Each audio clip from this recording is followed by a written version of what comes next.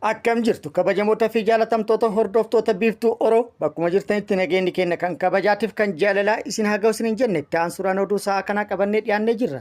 Hanga dhuma sagantaa kanaatti nu wajji turuun affeerraa kenna.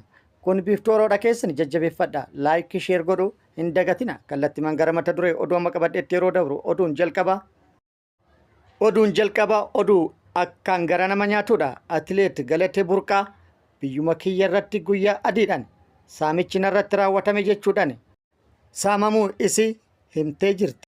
Miidhaa fi saamichi isirratti raawwate akka isiin himtutti kan baay'ee miira nama tuquuf fi namoota hedduu miira keessa galcheedha. Dabalata oduu kana qabna.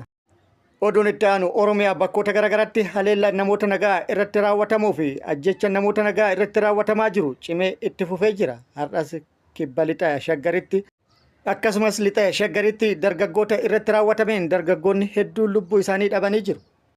Dabalata oduu kana qabna. Oduu oolmaa Oromiyaatiinis lolli Oromiyaa bakkoota garaagaraatti loltoota mootummaatti fi waraana bilisummaa Oromoo gidduutti deemaa jiru. Akkuma itti fufeetti jira. Har'as waraanni bilisummaa Oromoo haleellaa raawwateen injifannoo argadhe jedhee jira. Dabalata isaa isiniin kenna. Oduun inni biraa adda bilisummaa Oromoo ABO'n waajjirri muummee Finfinnee Gullalleetti argamu akka isaaf deebi'ee ibsee jira. Dabalata oduu kanallee qabna. Guutuu oduu kanneenitii fi kan biroo wajjin kan turan Bariisoo Ganamooti. Guutuun oduu akka itti aanu kanatti isiniif dhiyaata. Oduun itti aanu kun oduu akkaan miira nama tuquudha. Atileet Galatee Burqaa guyyaa adiidhaan biyya seerri jirutti saamamee jira jettee jirti. Atileet Galatee Burqaa atileetota gootota biyyattiin horatte keessaa isii takkaadha. Atileetota biyyattii maqaa waamsan keessaan isiin takkaadha.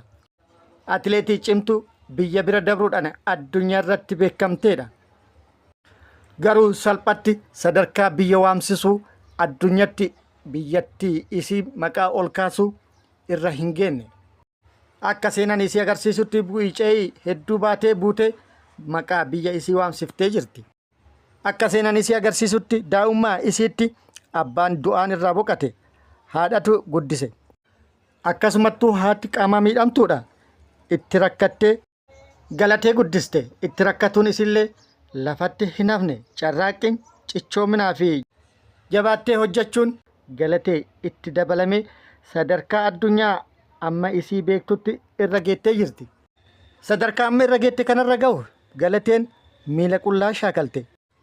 Itti beeloftee itti dadhabdee qaamni irraa dhumatee bu'aa bayii ulfaataa hedduu booda carraan itti dabalamee sadarkaa irra geette kana gahuudhaan itti milkoofte. Cimtee hojjattee mo'atuudhaan badhaasa argataa turteen qabeenya horatte. Mana 11 magaalota adda addaatti qabaachuu dandeettee jirti. Konkolaattota 5 horattee jirti. Nama taaksiin isii deddeebisaa tureen shirri hamaan gaa'ila da'oo godhate itti shiramuun gaa'ila waliin godhatte. Kana booda nama kanaan saamamuu isii himattee jirti. Namni shira hamaa itti shiruudhaan gaa'ila da'oo godhatee wajjin gaa'ila uumate kuni xiyyeeffannoon isaa durumaa qabeenya isii akka ture beekamee jira. Haaluma kanaan mana isiin qabdu 11 keessaa 10 irraa fudhatee maqaa namoota birootiin firoottan isaatiin bifa garaagaraatiin jijjiiree jira. Konkolaataa 5 isiin qabdu keessaa 4 gurguratee mana takkittii keessatti isiin haftee fi konkolaataa xiqqoo isiif hafte addaan qoodachuuf mana murtiitti itti murteessisuun dhagahamee jira. Akka baatee hin hojjennes na doorsisa jettee jirti. Akka dhimmicha gara miidiyaa yookaan seeratitti hin finnes lubbuu keessi balleessa jedhee natti dhaadatee jira jettee jirti. Sodaa fi doorsisa irraa kan ka'e waggaa tokkoof shaakala dhiisee yookaan hojii dhiisee manatti deebi'ee taa'aa jira jettee jirti. Amma immoo manuma takkittii haftee sanuu narraa gurguratee daandii irratti na kuffisuuf yookaan daandii irratti akka kufu na taasisaa jira jettee jirti. Kana qofaa miti haalli amma itti jiru lubbuu kiyyaafis baay'ee sodaachisaadha waan jetteef mootummaan immoo dhimma kana hatantamaan furmaata akka kaa'u gaafattee jirti. Mootummaa qofaa miti dhaabbilee fi qaamoleen dhimmi kiyya kun isaan ilaalu na dhaqqabaa jechuudhaan rakkoo isiitiif furmaata akka kaa'amuuf akka tumsa barbaachisaa ta'e tumsaniif yookaan dirmataniif gaafattee jirti. Gara biraatiin immoo namoonni ni tumsinaaf gargaarsa barbaachisaa ta'e ni taasifnaaf jedhanii hedduudha kan yaada isaanii ibsataa jiran. Namoonni kun kallattiidhaan isii qunnamuu akka danda'an isilleen immoo haala danda'ameen namoota kana qunnamuu akka dandeettu Irra caalaa immoo mootummaan dhimma kanaaf xiyyeeffannaa kennee tarkaanfii hatattamaa akka fudhatuu qabu kan furmaata hatattamaa akka kaa'uu qabu namoonni garaagaraa yaada kennanii jiru. Nulleen mootummaan dhimma kanaaf dirmannaa barbaachisaa ta'eef yookaan tumsa barbaachisaa ta'e tumsuudhaan rakkoo kanaaf furmaata hatattamaa akka kennu nullee gama kennan waamicha taasifneefii jirra. Pirojektoota daandii eegalaman xumuruuf qarshiin tiriliyoona 1 ol akka barbaachisu himamee jira. Itoophiyaatti pirojektoota daandii eegalaman xumursiisuuf qarshiin tiriliyoona 1.5 akka barbaachisu deeta ministeera mallaqaa Iyyoob Takkaalliin himanii jiru.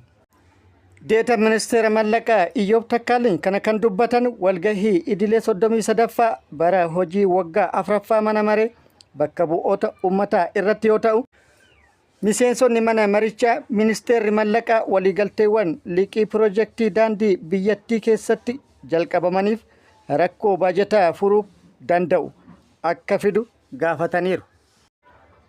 Dabalataanis miseensonni mana marichaa bu'uuraalee daandii babal'isuuf qabeenya michoota misoomaa irraa walitti qabuun barbaachisaa ta'uu isaa ibsanii jiru. Akkasumas deeta ministeera mallaqaa Iyyoob Takkaalliin gaaffilee miseensota mana maree irraa ka'aniif deebii kennaniin daandiiwwan hedduun liqii dhaabbilee liqii adda addaa irraa akkasumas deeggarsa michoota misoomatiin hojjetamaa akka jiran ibsee jira. Pirojektoota daandii akka biyyaatti eegalaman xumuruuf walumaa galatti mallaqaa tiriliyoona 1.3 hanga tiriliyoona 1.5tti kan barbaachisu akka ta'e ibsanii jiru. Oduun itti aanu Oromiyaa bakkoota garaagaraatti ajjeechaa namoota nagaa irratti raawwatu itti fufee jira.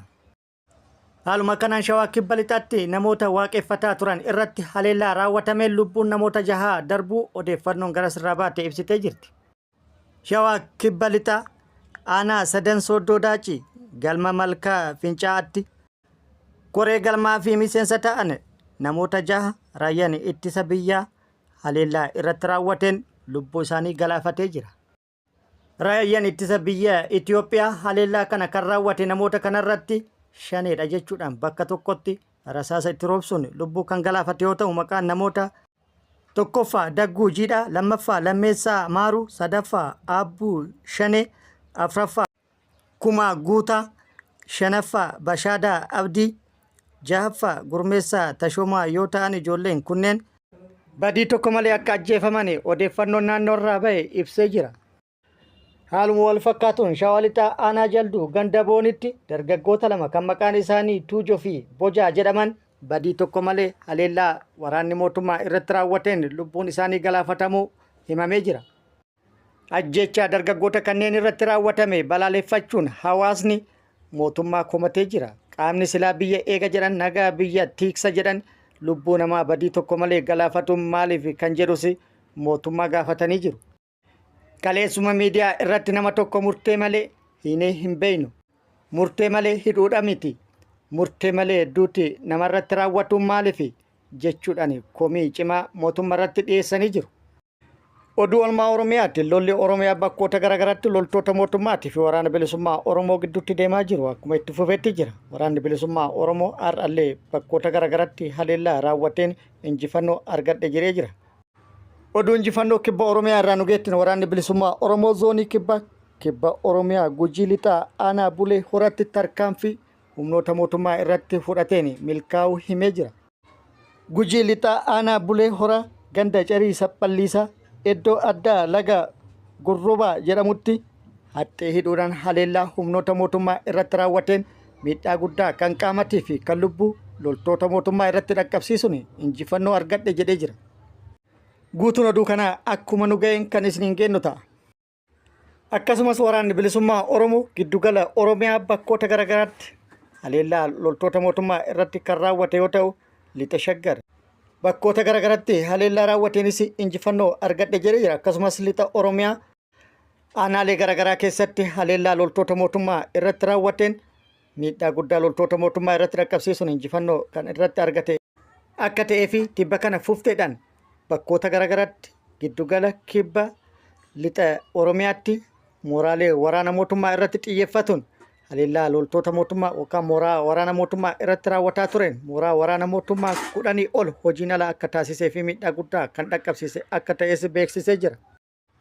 Gama mootummaatiin immoo mootummaan humna guddaa eebbisee bobbaasuu fi qophii kan xumure akka ta'ee fi haalli jiru kan isa yaaddesne akka ta'e mootummaan beeksisee jira.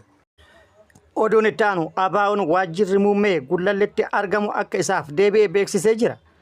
Paartiilee siyaasaa mormituu gurguddoo keessaa tokko kan ta'e ABO'n yookaan Adda Bilisummaa Oromoo waajjirri muummee dhaabbichaa yookaan paartichaa waggootaaf to'annaa isaatiin ala ture akka deebi'eef beeksisee jira. Paartichi har'a waxabajjii 9/2025 waajjirri isaa muummee magaalaa Finfinnee Gullalleen argamu bakka hooggantoonni gumii waloo paartiilee siyaasaa damee Finfinnee jiranitti deebisee fudhachuu beeksisee jira.